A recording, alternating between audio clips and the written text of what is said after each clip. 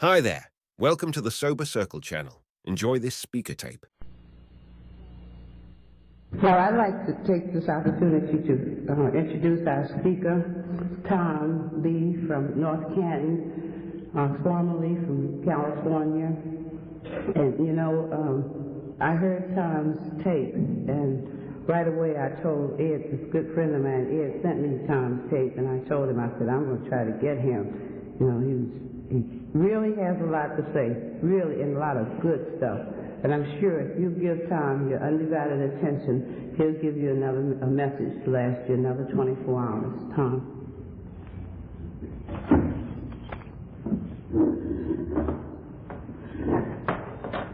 Thank you, Betty. Hi, everybody. My name is Tom Ballway, and I'm an alcoholic.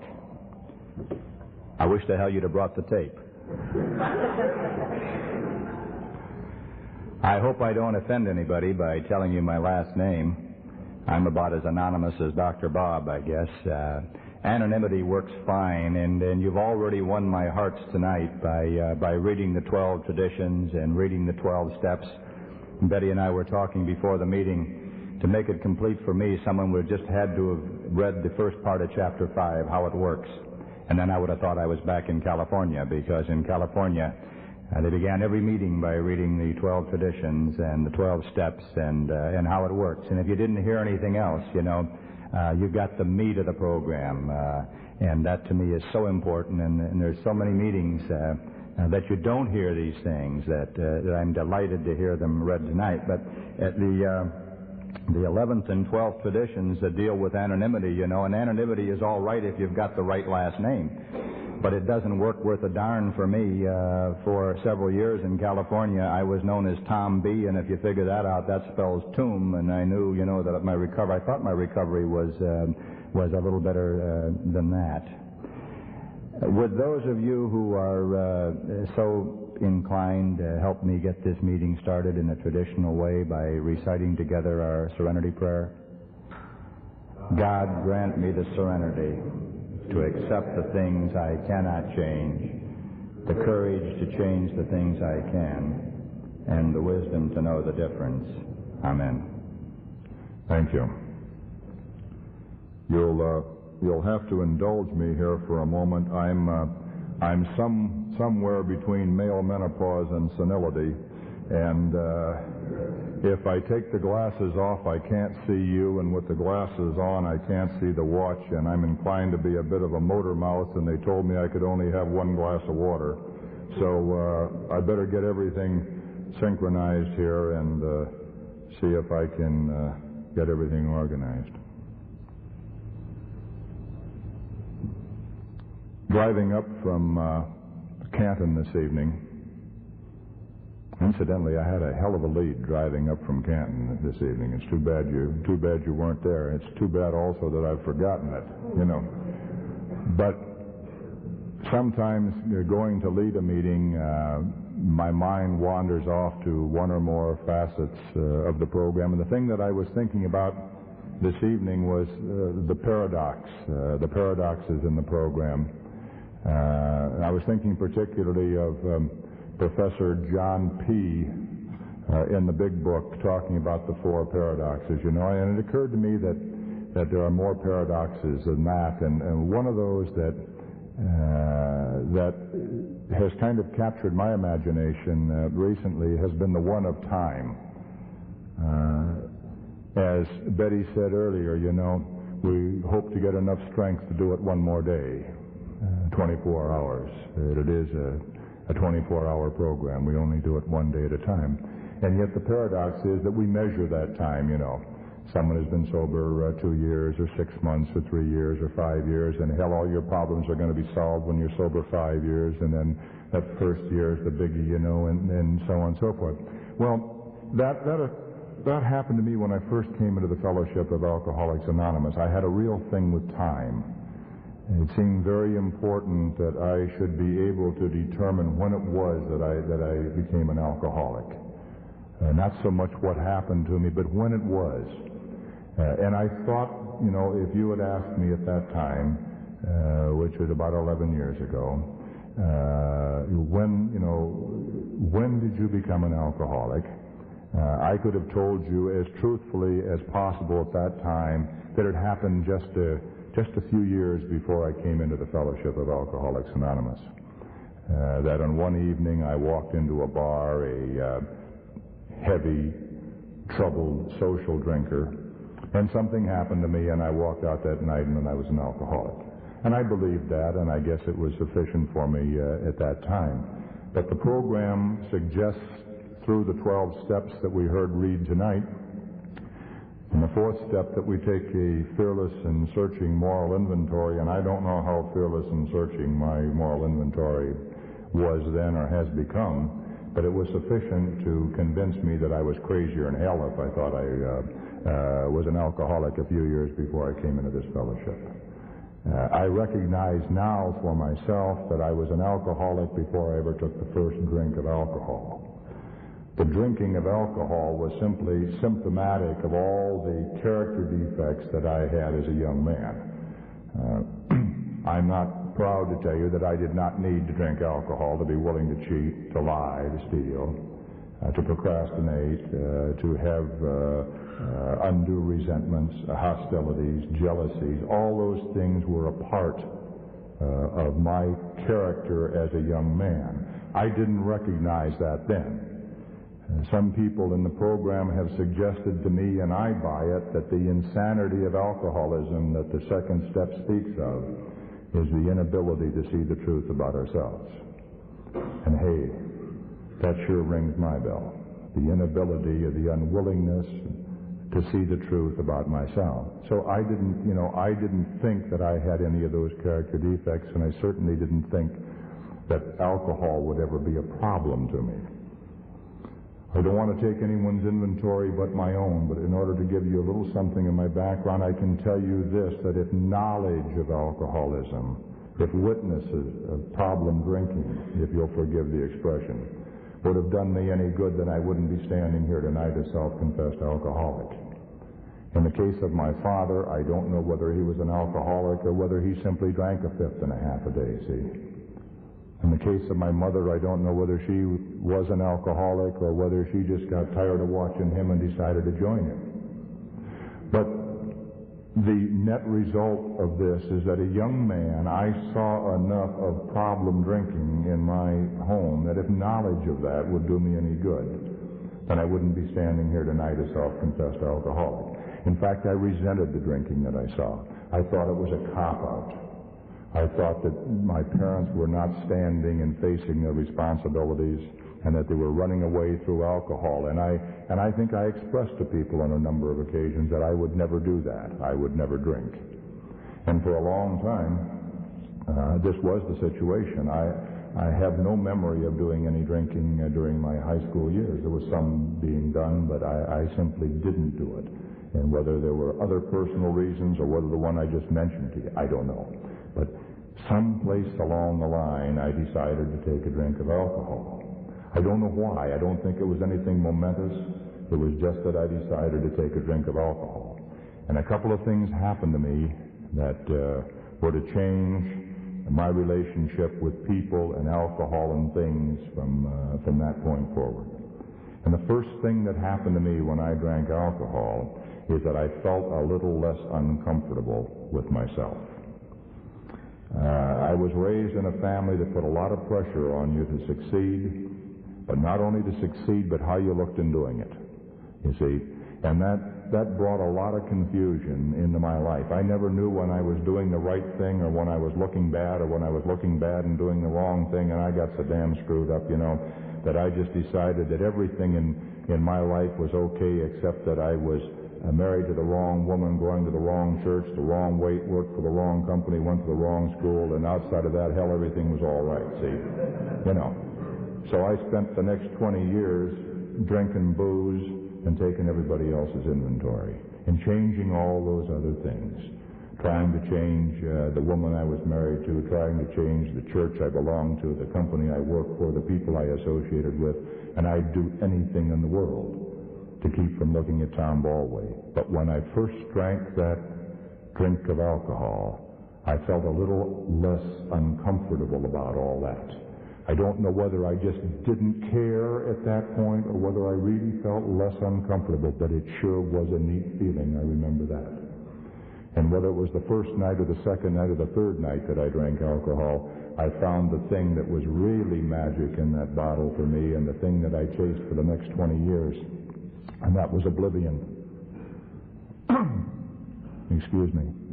That was oblivion. I found out within the first week that I started to drink that if I drank enough of it fast enough, that I could pass out. That I could stop whatever situation I was in, whether it was pleasurable or painful. I could call it off anytime I wanted to.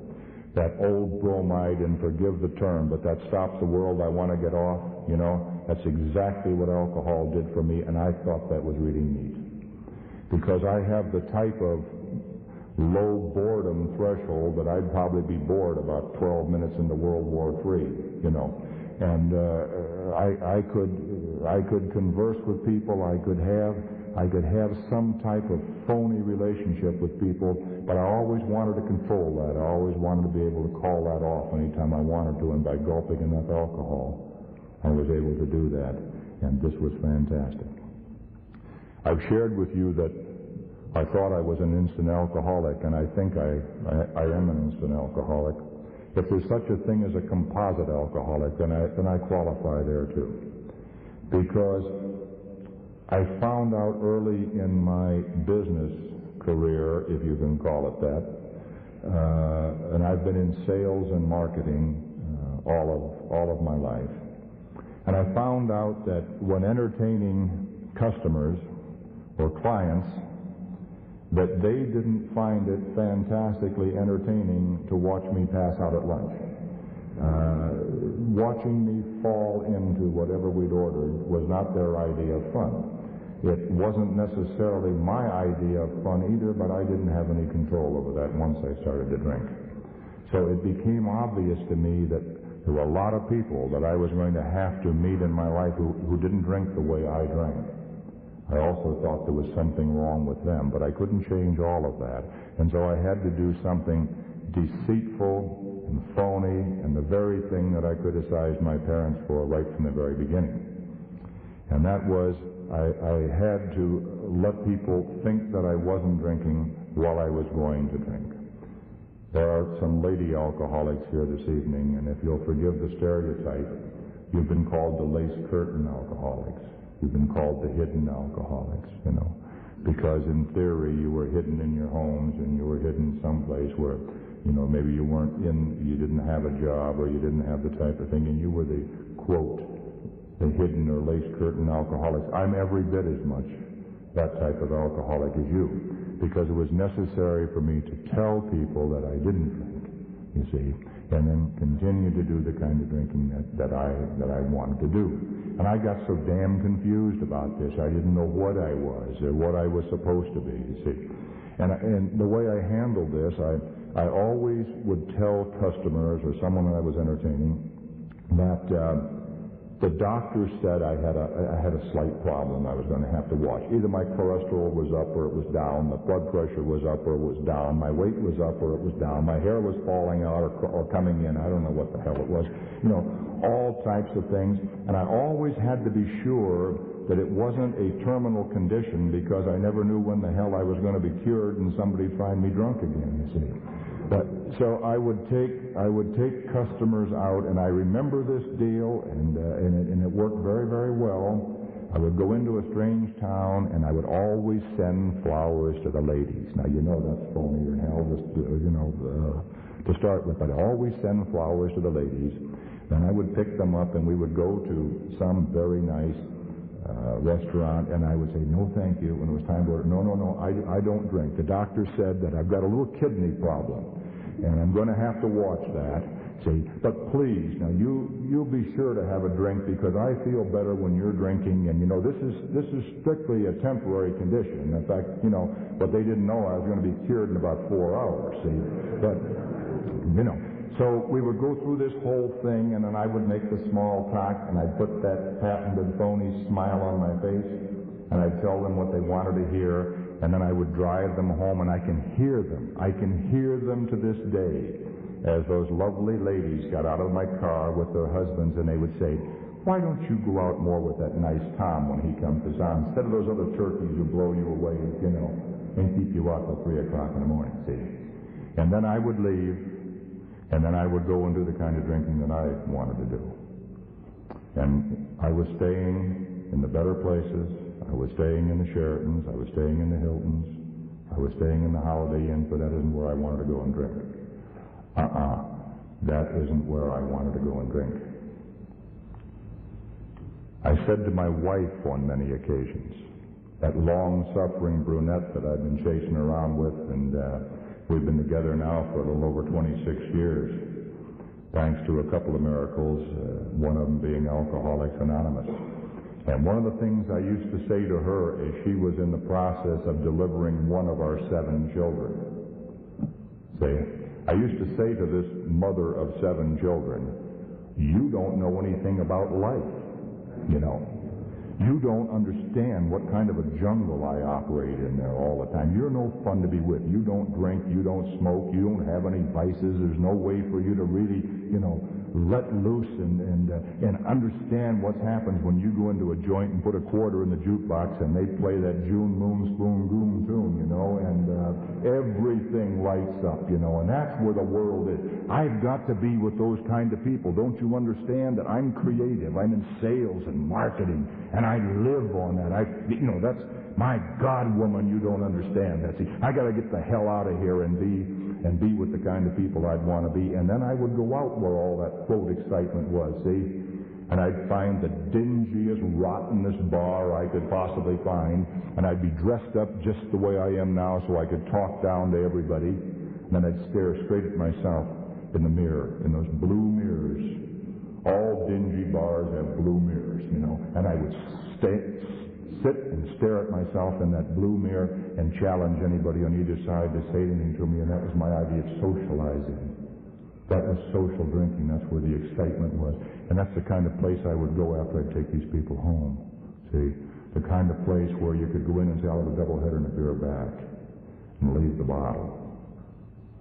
Because the type of drinking that I wanted to do couldn't be done at the Sheraton, couldn't be done where I might run across someone who knew me, or someone who wanted to do business with me, because once I took a drink, I couldn't guarantee my behavior.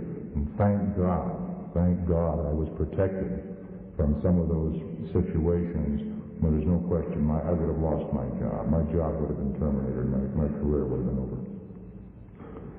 I did another type of drinking, the third type of drinking that brought me into Alcoholics Anonymous. I had the daily drinking I told you about, the lace curtain drinking. And then I got so I couldn't pay the price anymore. I was going through, those things that were happening to me were coming along, it's a progressive disease, this alcoholism, and it was getting worse and worse and worse. And one time I guess I was willing or able to pay the price of the daily drinking, but after a while I couldn't do that. I just couldn't do it. I couldn't get up in the morning, and I couldn't shake my head. And I couldn't take, no matter how many Alka-Seltzer I took, no matter how many aspirin I took, no matter how many things I just couldn't, I couldn't put body and soul together anymore. It had never occurred to me that I should quit drinking or that I could quit drinking. Because after all, I didn't have a drinking problem. I didn't have a drinking problem. I knew what an alcoholic was. An alcoholic panhandled me at 9th and Euclid when I drove into my office. An alcoholic slept in doorways. An alcoholic slept under bridges. An alcoholic, had the traditional white tennis shoes and an army coat. And I didn't have those things happen. Hell, I had 5 kids at this point. I had 5 kids, and I had a home and a couple of cars in the garage, and I couldn't be an alcoholic. And so why would I have any trouble with alcohol? The insanity of my alcoholism, the inability to see the truth about myself. But I couldn't deny the fact that it was taking me 3 days to get over 2 days of drinking. And that while I could stand maybe when the lights were bright and tell myself there was nothing wrong with the fact that when I got up in the morning I didn't take a drink, what was really happening was this. I had a man in the company who used to come over almost every morning that I was drinking locally, and he had 2 jobs to do before we went to work. I was living in Akron then. My office was in Cleveland. And the first thing he would do is to hold my head back and hold my head still enough to put that Vicene in your eyes. You know, that Vicene that gets the red out? Last 6 months of my drinking, I was buying that in 5-gallon pails, you know, and this guy would hold my head still and trickle this damn Vicene in my eyes to get the red out, you know, and that would last for about a minute and a half, and then, well, I bet you do know, huh? But the other part of his job was to drive me to Cleveland. And he was to convince me on the way up that I wasn't so frightened or confused or bewildered or shaky, that I could do a day's work, that I looked better than I felt.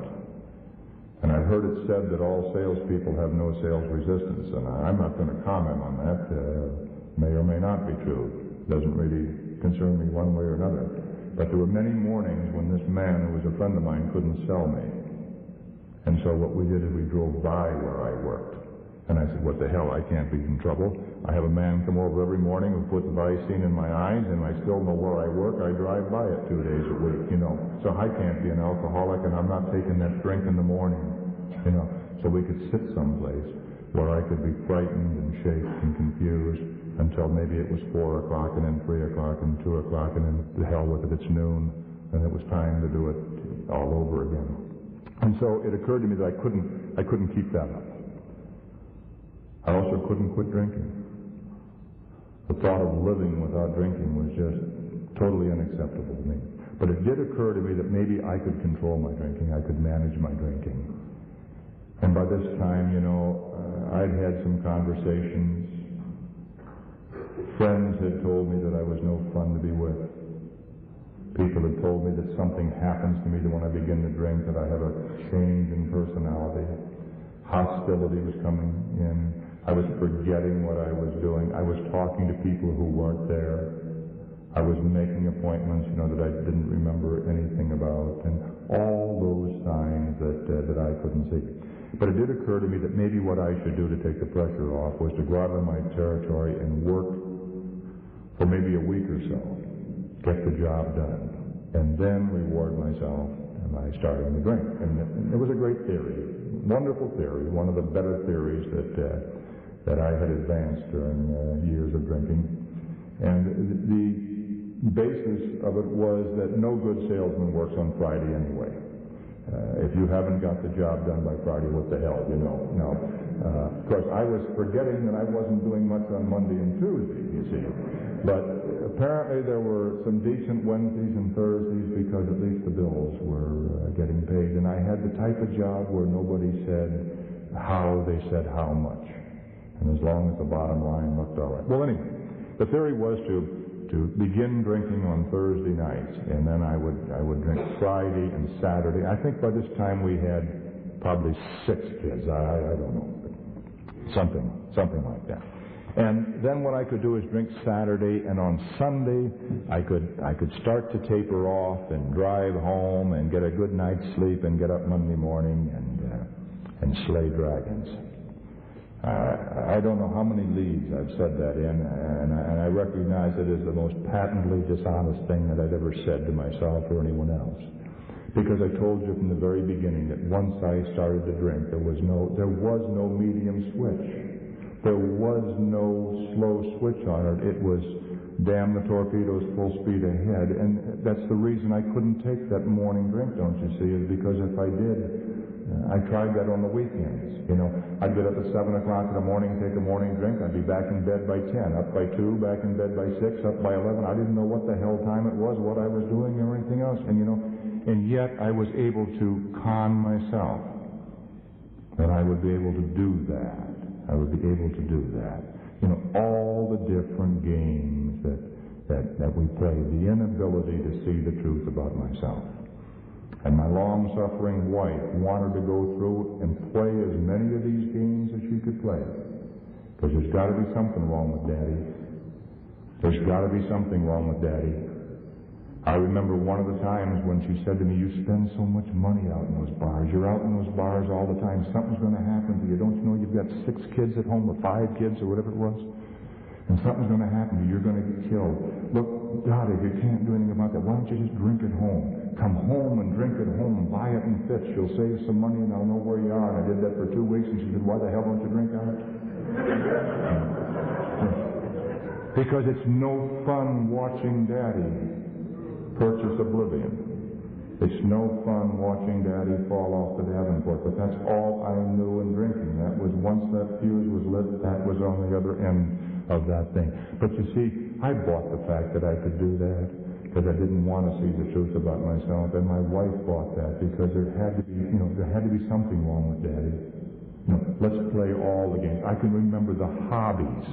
Here I am, I'm driving 55,000 miles a year, I'm flying 20, and I got 6 kids, and I said to my wife, the reason I drink, I'm bored. I haven't got enough to do. I'm bored. Now the house hadn't been painted in I don't know how long, and the sidewalk was all heaving up, and the grass hadn't been cut, and the cars hadn't been washed, but I was bored. I was bored. So I said, what I need, the only reason I drink is I need a hobby. I ought to have a hobby. So I can see us walking through these supermarkets, and these discount stores to come up with something else that would keep me from looking at me. One of the things that we were going to do is I was going to build model airplanes. And someplace, we've moved all over the country, we're back from California via Chicago, and someplace in our unpacked luggage, there must be a ton of balsa wood someplace that the company has moved all over the country because Daddy was going to build model airplanes. Well, hell, I was shaken to the point I couldn't have put together a 707, see? But we accepted that. We both accepted that because it kept, it was an excuse. It was a rationalization. And I didn't have to stop and I didn't have to face the truth about myself. And maybe my wife could say to her neighbors, he needs a hobby. Poor dear thing needs a hobby. Now, the other thing we were going to do, I was absolutely convinced that this little bit of problem drinking that she spoke of could be arrested if I had a sports car. Now, where the hell do you put 6 kids in an MG? We didn't have room in a sedan, but if we had a sports car. Now, the problem was that it was question about who was going to be sober enough to drive it, you see. And the theory behind this is that I would be sober enough to drive it. I'd have to stay sober enough to drive the car, and my wife would do the navigating. Now, my wife is a lovely, fine girl, but if you take her out in the backyard and spin her around 3 times, she can't find her way back in the house, you see. And she was going to do the navigating. But the point I'm making is, you see, we bought this. I offered this as an alternative to stopping drinking. Well, it was in this situation that something occurred that brought me to Alcoholics Anonymous. I was checked into a motel that happened to be in southern Ohio, in Sydney, Ohio. One of the things that I suggested to all those who would listen to me is that drinking was such an exciting life. Exciting people drank. Creative people drank. And that there was a great freedom in drinking. And whenever I would even entertain, in the slightest way, not drinking, I considered this a loss of freedom, a suppression of my freedom. The ability to drink when I wanted to drink, and that I could go and do what I wanted to do, and I was free and so and so. But let me tell you how free I was at this point as I'm checking into this motel. And I didn't recognize that then, and I was in the program sober a few years before I recognized it. It's been a continuing series of inventories that have suggested this to me. I was so free that I went to exactly the same motel in the same cities time after time after time. I was like a robot. I was marching to an alcoholic drummer that I wasn't controlling at all. And I know now that if I had gone into one of these motels where I was so free, and they had said to me, Tom, we don't have a room here tonight, I would have sat in the car until they'd had a room. Because I didn't have the courage, I didn't have the control, I didn't have the confidence. I didn't have anything but to just do what I had done before. I could repeat actions. That's all I was doing. I don't know how long it had been since I'd called it a new customer. I was just going through the motions, but I didn't see that. I thought I was free. At any rate, I was sealed in this room, ready to do the kind of drinking that I wanted to do. And my eye fell upon a book that I learned later had been placed there by a fundamentalist church in that area. And the title of the book was Your Bible and You. And I was taken by this because it appeared to me then, and I have a copy of it now, and in Sobriety it looks the same to me. I thought it was very, very well done. It was almost three-dimensional, and it was three colors. And there was a picture of a man on the cover sitting in his living room, reading a book, and I assumed that the book he was reading was the Bible, since the name of the book was Your Bible and You. Turned the thing over to the back cover, and it showed a picture of a lady sitting in a room doing something of a manual nature, crocheting, sewing, I don't know, something.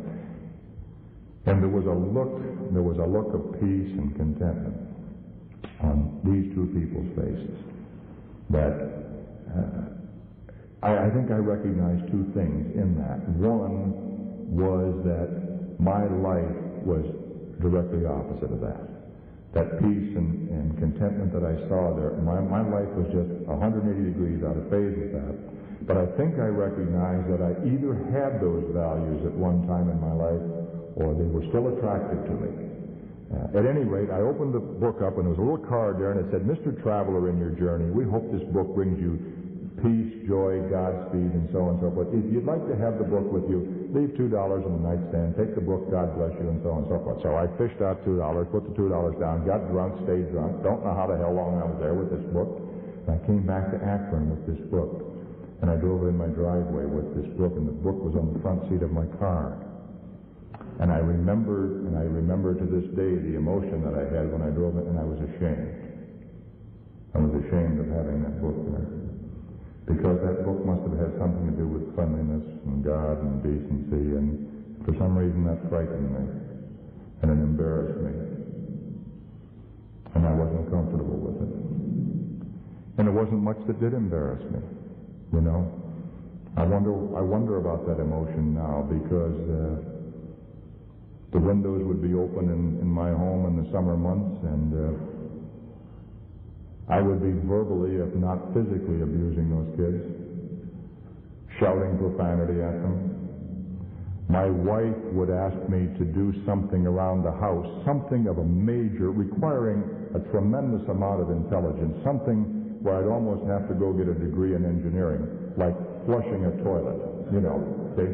And my approach to that would be to go out to Sears and Roebuck and buy $400 worth of tools and get 2 books and study the problem, you know, and so on and so forth. And I wasn't ashamed of any of that procrastination, or that when I got started on the job, that I would throw the tools through the glass windows in a rage and throw them back in the house and back out again, and then storm out and do the kind of drinking that I wanted to do, and I wasn't ashamed of that. I wasn't ashamed of the fact that we had a driveway that's sober. You could hit with a Mack truck 9 times out of 10, and I couldn't put a car in there 3 times out of 10. I'm very alert, have a very keen mind, and I could always tell when I was home after I drove across the yard and the car hit the front steps.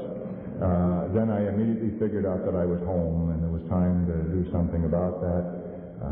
And because oblivion was a part of my drinking, I had slept more miles in a car than most people had driven, and I was getting to the point where I could tell you gasoline mileage that everybody's talking about today. Hell, I was talking about that 15 years ago. Because, and I mean this, I could tell you the difference between 20 miles a gallon and 14 miles a gallon on 55,000 miles a year, and I could tell you how many tips it would buy. And I could tell you how many cases of beer. And I worked the thing out. I figured because I was sleeping in a car so much, I may as well be comfortable. So I got one of those, how many cases of beer. And I worked the thing out. I figured because I was sleeping in a car so much, I may as well be comfortable. So I got one of those Nashes that had the reclining seats. And I also got one with an overdrive. Now, I don't know whether any of you people know what an overdrive is, but for a traveling man, it's wonderful because it gives you all kinds of gasoline mileage. The only problem is it's got 6 forward gears in it, you know, with the overdrive, and that's kind of a problem for somebody sober, and it was a hell of a mess for me, see. But I could get this Rambler parked in front of a bar, come out, and then it always worked. I just flipped the lever and the seat would fall back and I'd be with it, and there I would be, you know, sleeping in the car. And I would sleep for 3 hours, 4 hours, and wake up, and if the bar was open, I'd go back in, and if not, I'd start to go home. And I'd drive home and turn in my driveway, come across the yard. Now, I'll tell you, when you start to drive one of those things, I could never get the seat back up again, you see.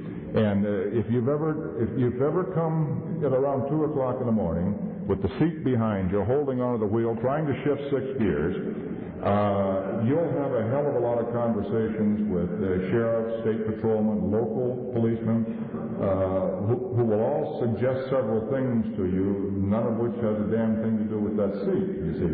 But here I would come, and the car would hit the front steps, and the nice part about it, I was already in a reclining position, you see. So I just closed my eyes, and then in the morning, 4 or 5 or 6 of my children could parade by, and there was Daddy at rest. I've said many times, I had no fear of death. I've laid in state in that car, you know, while people have paraded. If there'd have been 3 candles on each side, hell, they could have held a service, you know.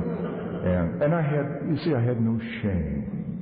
I had no concern with that, but I was concerned about this book that had something to do with decency. So I ran down the basement and threw it in the incinerator and burned it up, and the story should end there. But within 2 weeks, I was back in that same town, back in that same motel. And I might have been in the same room. I just don't remember what the room was in the first place. But if I was in that room, some turkey put another book in there. And by now, I knew what the routine was, you know. You fished out $2, and I bought the book. And again, there was something about that book. There was something about that book that was ringing my bell. And I bought the book again, and I can't tell you very much about what happened, except that I know I went up east. I apparently did some traveling by air and some by car, because I pieced this together from motel receipts and canceled airline tickets and what have you. I don't know how long I was gone. I apparently got back into town on a Wednesday night, back into town meaning Akron, on a Wednesday night, and got home early Saturday morning, 3 o'clock Saturday morning. It's a fine father. I know how many children we had then. It was 6. 4 boys and 2 girls at that point. And I got home about 3 o'clock Saturday morning. My wife didn't bother to call the police anymore. I don't know whether you've ever called the police on a missing persons report, but they'll tell you to wait 48 hours. And if they get to know you and recognize the voice, it'll be 72 or 96 hours, and they'll say, hell, he'll come home, or somebody will find him, or he'll turn up. You know, it was always the truth, you see. So this good, wonderful, successful businessman, father of 6 children, rolled in at 3 o'clock in the morning, and I still had this book with me. I don't know where I'd been. The entire period is in a gray out. Most of it's in a blackout. I could remember a little of this and a little of that, and not enough to... You could have charged me with anything, and there's no way I could have defended myself. Yeah. And I should have slept for 3 weeks. I was that exhausted.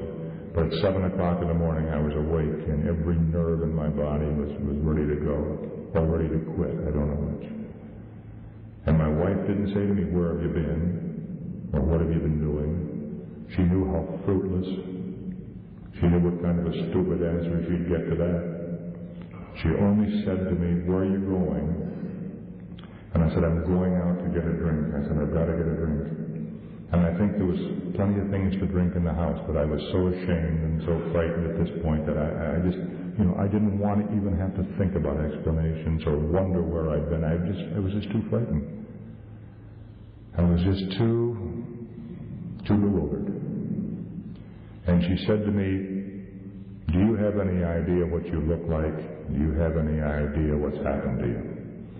And the first part of the question, I had some idea what I looked like, because by and large, I shaved every day, and I could see in the mirror what was happening to me. And it was getting so that I wasn't even recognizing the face I was shaving. I wasn't recognizing the things that I was saying. Not so much the tone of voice. I was to the point where it didn't make any sense to myself, let alone anyone else. But as far as the second part of that question, did I have any idea what had happened to me? I said, no, I don't have any idea what had happened to me. But I showed her this book, and I showed her the picture of this man in the book, and I said, you see this man in the book? And I said, that's the kind of man I'd like to be. That's the kind of life I'd like to lead. And I can't honestly say whether I was actually crying then or not. But the tears weren't running down my cheeks. And I tell you if I know. I just don't know. If they weren't, man, I was crying inside. Because I don't think I've ever been that totally destroyed as I was that morning. And after I showed that to her, she said something to me that I submit to you is not big enough for a miracle, but it's too big for a coincidence. She said, why don't we call Alcoholics Anonymous? Now, why would we call Alcoholics Anonymous? I'm not an alcoholic. You know, I didn't know anything about Alcoholics Anonymous. Whoever does. If it's true that the insanity of our alcoholism is the inability to see the truth about ourselves, how do you get prepared for Alcoholics Anonymous? I don't know that. You know, I don't know. And the people that I've sponsored and the new people I've talked to, I don't think anyone gets up in his life, looks out the window, going to a wonderful job, married to everything in his life, just super peachy keen, and says, my goodness, isn't everything wonderful and organized? Let's call Alcoholics Anonymous and see what the hell those people do. I don't think that happens, you know, and it certainly didn't happen to me. But the miracle maybe is that we called that day. And I'm on the answering service down in Stark County, and when somebody calls now, I try to get back to them on the phone within a half an hour. And if there's any question that they need to talk to somebody, I try to get there that within an hour or 2 hours, and if I can't, I'll send someone else, because I don't know whether I would have called.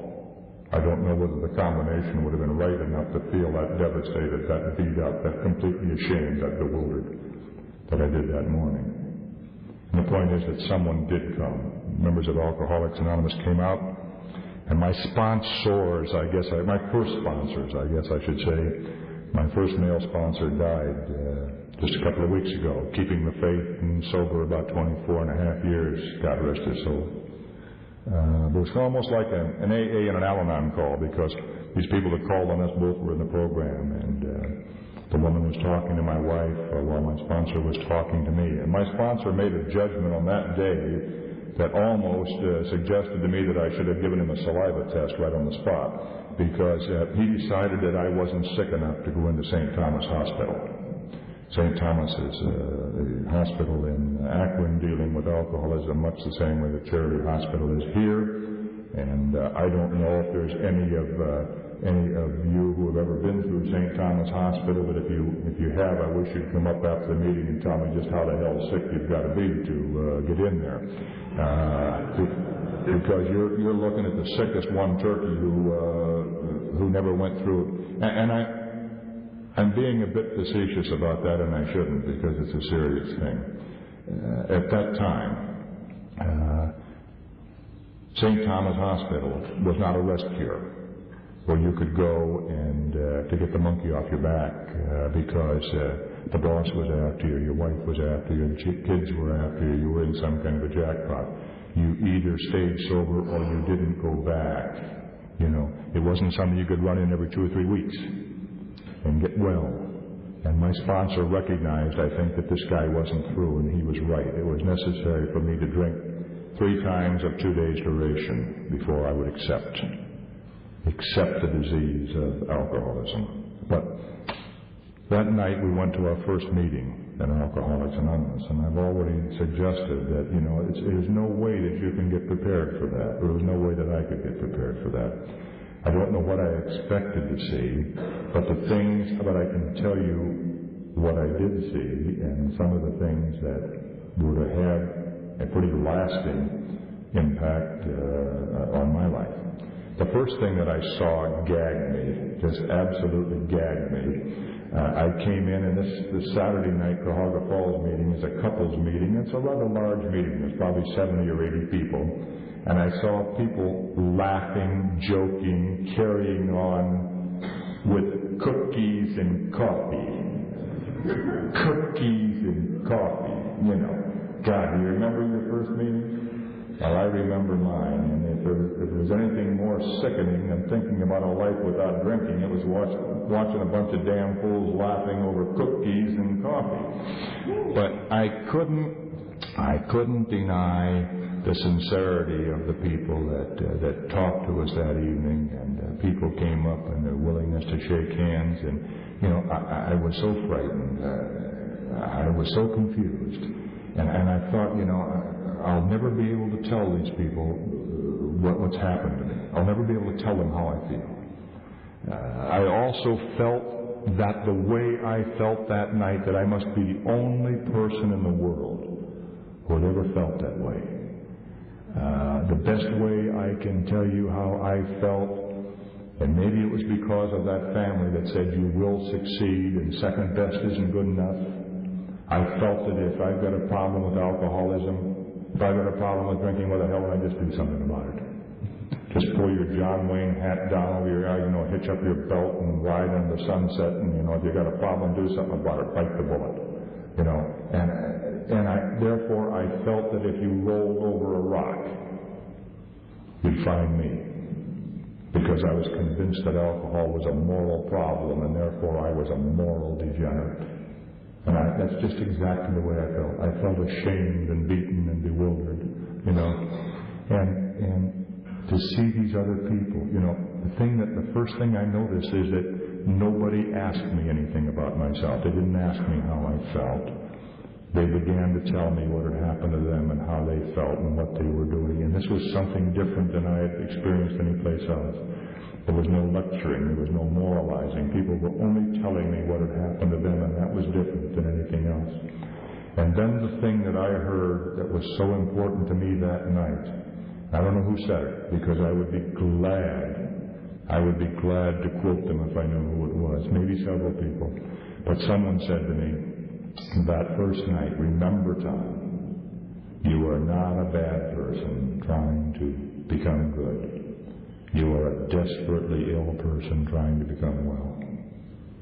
And I needed to hear that in the worst way possible for the reasons that I've just suggested to you. You know, physically, I wasn't totally devastated, but I recognize now I wasn't more than weeks away from a total nervous breakdown, and I had no spiritual existence at all. As I said, I thought this was a moral problem, and for someone to suggest to me that it was a disease, oh God, call the cop on it if you want. Call the light at the end of the tunnel. Call it anything you want to. But it was a thing that had me keep going back that it might be a disease. And they said that it was a threefold disease, and they told me it was an allergy of the body, coupled with an obsession of the mind, resulting in complete spiritual deterioration. I don't know whether I bought that. I don't know whether I understood it. But I know that I fit the description. That's what I was, you know. And they talked that first night about the 12 steps. They talked about the big book. And some guy came up, a guy that I had taken music lessons from years and years before, came up and he bought me a 24-hour book. And he put his arm around me and he said, I know a little bit about your track record, Tom, and it's going to be okay. We just do it a day at a time. It's going to be okay. And he bought me the book, you know, and I didn't understand any of that, but I knew I had a book, and they talked about the 12 steps. And somebody quoted the first step and said we admitted we were powerless over alcohol and that our lives had become unmanageable. And I didn't buy that. I didn't know whether I was powerless over alcohol or not. Didn't give a damn whether I was powerless over alcohol or not. But one thing I knew, my life was unmanageable, friends. My life was unmanageable. I didn't know where I'd been for 7 of the previous 10 days. I couldn't defend myself against any kind of a charge. You know, my family was totally bewildered and confused. And there's no question that my life was unmanageable. I I was devastated by the cliches in the program. Because everyone told me that this was a simple program for complicated people. Well, I could sure hell understand that, because I can screw up the Lord's Prayer 3 times out of 5, But, and they said, keep it simple. And then, I would go there and I told you how I felt, this thinking it was a moral problem and how confused and bewildered. And people would say, easy does it. One day at a time. Let go and let God. I go and say, oh my God, I'm going bananas. This is happening to me. What do I do? And the guy says, keep coming back. Gee, don't you understand that I've got a hole all the way through me? And there was one guy in the program. This guy, God love him, he's sober about 15 years now, But this guy, for a long time, I thought he had to be a dentist. Because I never saw a guy that had a smile on his face all the time. First of all, it looked to me like he had twice as many teeth as anybody else, and he was always showing them. And I don't give a damn what I said to him. He would say, keep coming back. If you don't get it, it'll get you. And I thought, well, now, what the hell? How are you going to deal with that? How are you going to pay the bills? But keep coming back. So I went home one night and I said to my wife, if this turkey says to me, keep coming back one more time, I said, I'm going to belt him in the chops, and then, I'm going to go out and get drunk. I said, doesn't he realize? And she said, well, no, wait a minute. She said, be tolerant. Your turn will come. And I said, yes, and when my turn comes, I will say something to a new man, that I'll let him know how I felt when I came in. Because I'll remember how I felt. I'll let them know where my nerves were, and I'll share something from the big book or AA Comes of Age or something like that. And of course the time came, after a while I met a new man and someone said, here's a new man, Tom, tell him how it works. And I looked him right in the eye and I said, keep coming back if you don't see. Well, driving home that night I hated myself. You see. But I kind of chuckled at the same time because I thought, hey, that's all I knew. That's really all I knew when I got to the program was to keep coming back. You see, because I found this out. Got a good friend in California named Clancy. Some of you have heard him maybe at Founders Day. Tremendous guy. Clancy says that alcoholism is a wonderful disease to have until you quit drinking. Well, because everyone said to me, look, your problem is you drink too much. Why don't you drink like I do? Why don't you don't drink? Why don't you drink this? Why don't you drink that? So on and so forth. So finally you come to the point in your life where you don't drink, and what happens? Everything gets worse. So everything gets worse. Everything got worse for me. Because I had no experience at all with ever facing a problem. Any type of situation, pain or pleasure, and I'd run away from it every time. If you patted me on the back, I couldn't stand it, and I got drunk and celebrated. And if you criticized me, or if you looked at me cross-eyed, or if you frightened me in any way, I ran away and I drank. So I didn't know anything about saying hi. I didn't know anything about saying to someone, how are you? Because I really didn't give a damn how you were, and I didn't know how I was. I had absolutely no background. I was 37 years old, and I had absolutely no background at all in dealing with people. I'd been a successful sales merchandiser because I could deal with things. I could merchandise things, but I had no idea what was happening to me. I didn't know, for example, that you could step back from the situation. I didn't know that you didn't have to lead with your chin. I didn't know you could say, I'm sorry. I heard the 4 absolutes, love, honesty, unselfishness, and purity early in the program, and the only thing that meant to me was that my life was the opposite of that. I was selfish, So it meant absolutely nothing to me. I had no relationship with people at all. The best way I can describe it to you is this. I'm a very right-hand oriented person. I do everything right-handed. It was like I had to start all over and do it left-handed. Everything in my life was, and I was uncomfortable. To stand here and tell you I was comfortable would be a disservice to both of us, would be an outright lie. I was uncomfortable, and the only thing I could do was to keep coming back. And I would say to a man, I went to a meeting one night at King's School, and I walked in, I was all bent out of shape. I said, what the hell do you do for tension? He said, why the hell do you think I'm here?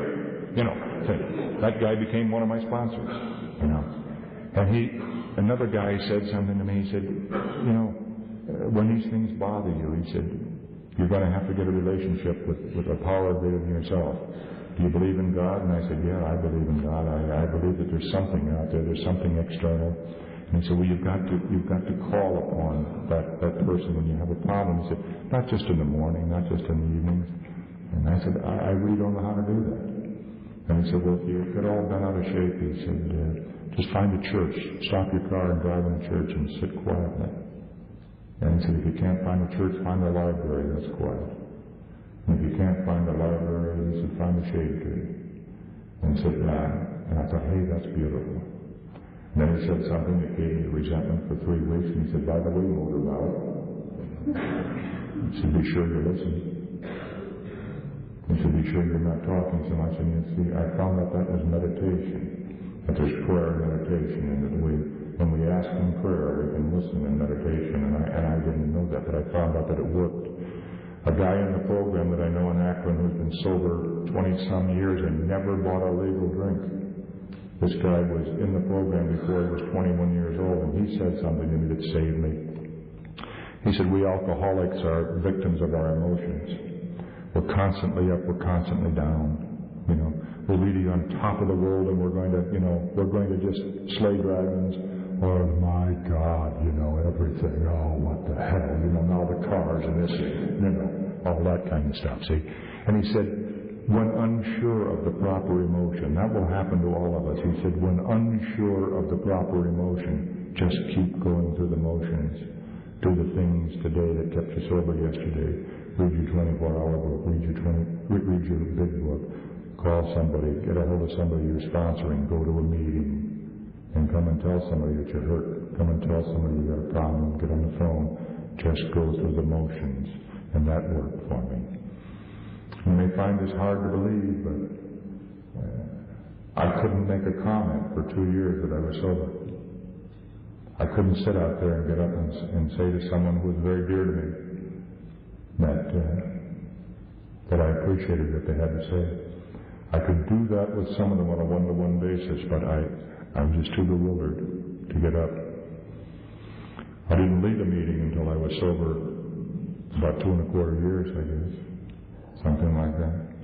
Because I just couldn't do it. And when I got leading meetings, I found out that one of the most important things was the 10th step. And I got a hell of a resentment for Bell Telephone for raising that phone calls to 20 cents.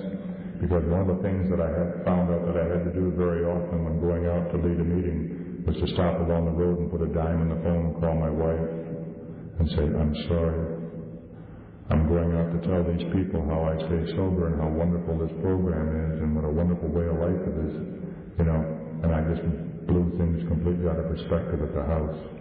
And I'm sorry and I love you and I'll talk about it when we come home. And I found out I didn't know you could say, I'm sorry. I didn't know you could take a step back. I got into the big book. I got into sponsoring. I've been a 100% successful sponsor. I've stayed sober. Okay? Might say something if there's any new people here. Don't be afraid to fire your sponsor. You don't have to have one sponsor. We all sponsor each other.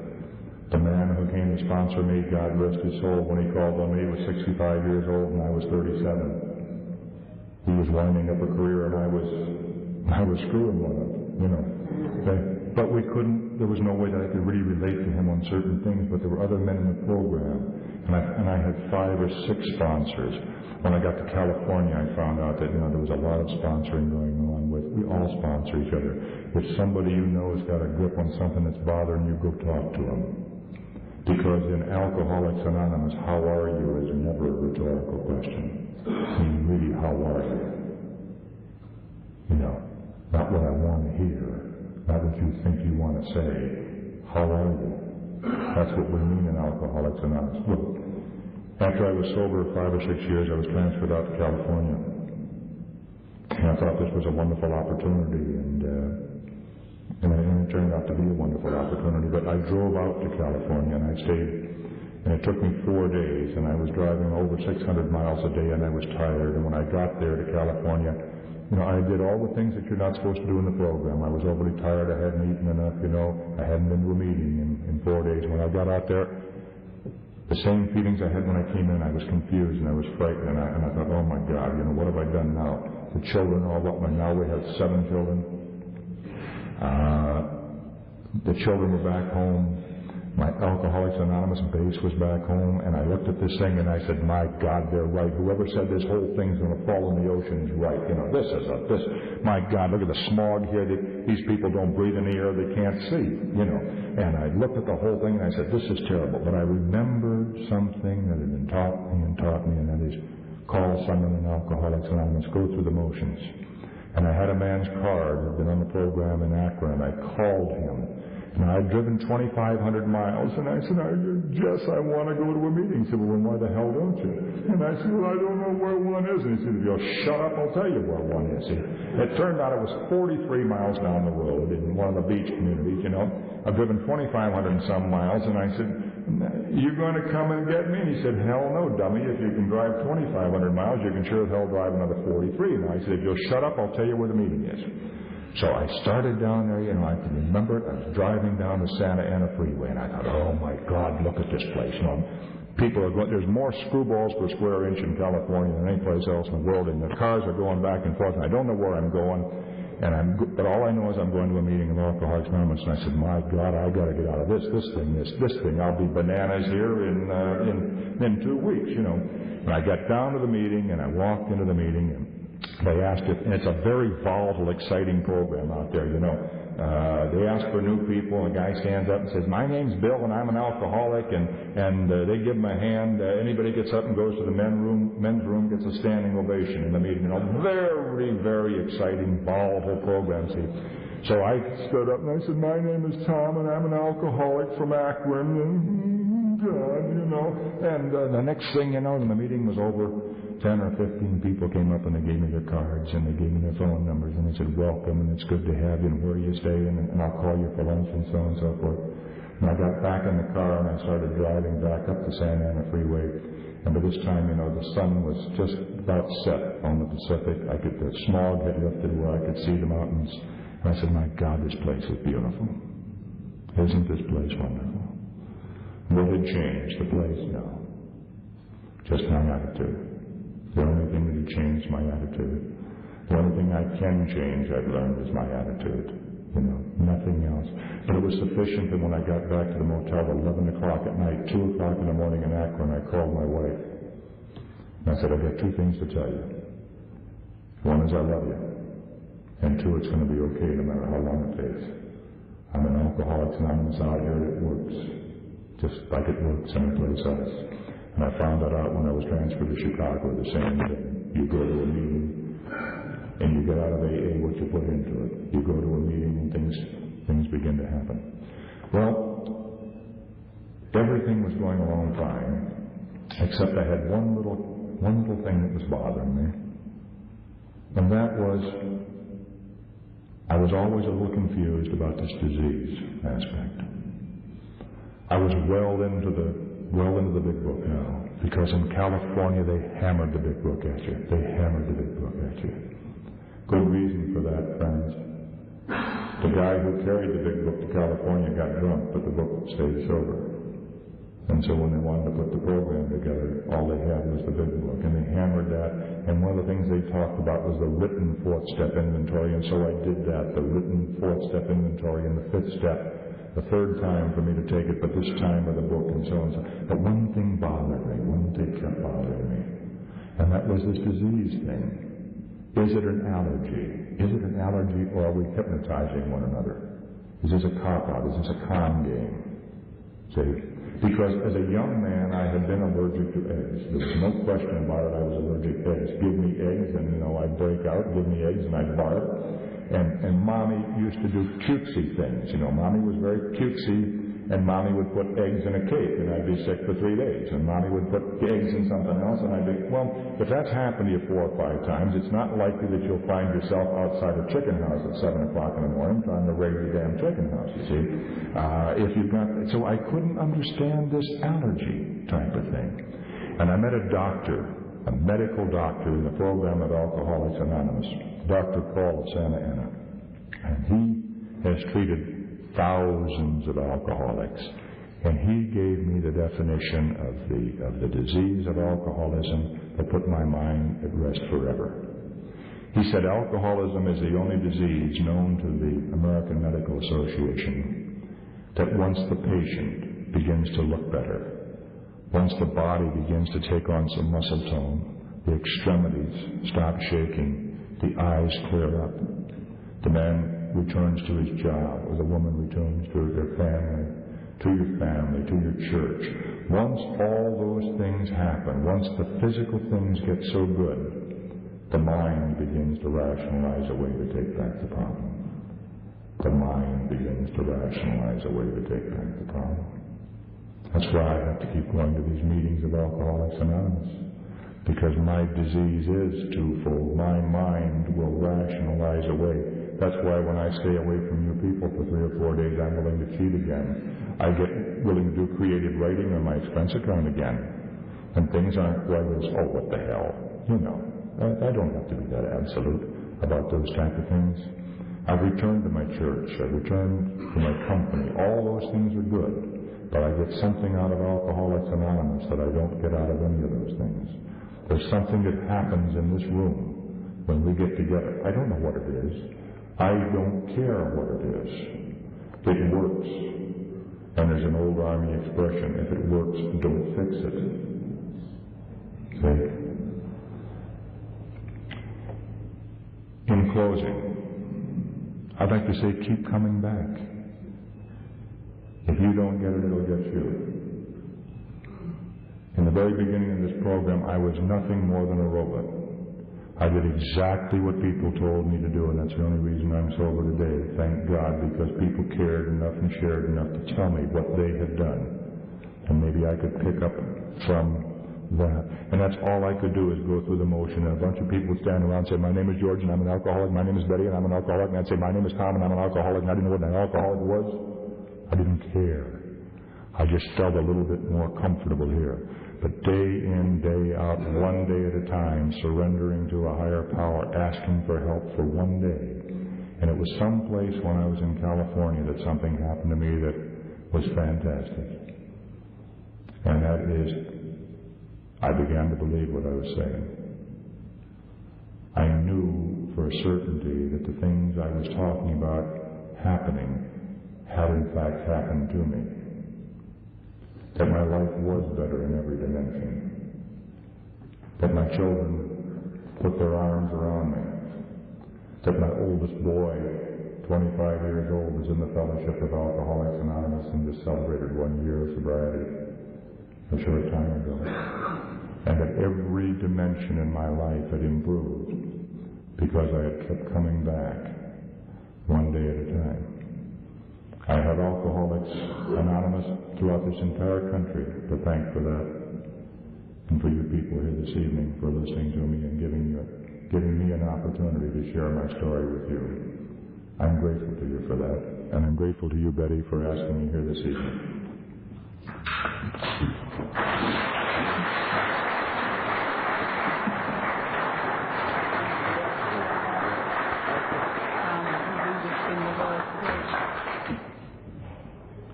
Shall we close with the Lord's Prayer? Let's all hold hands, shall we? That magic will work again. Our Father, who art in heaven, hallowed be thy name. Thy kingdom come, thy will be done, on earth as it is in heaven. Give us this day our daily bread, and forgive us our trespasses, as we forgive those who trespass against us. And lead us not into temptation, but deliver us from evil. For thine is the kingdom, the power, and the glory, forever. Amen.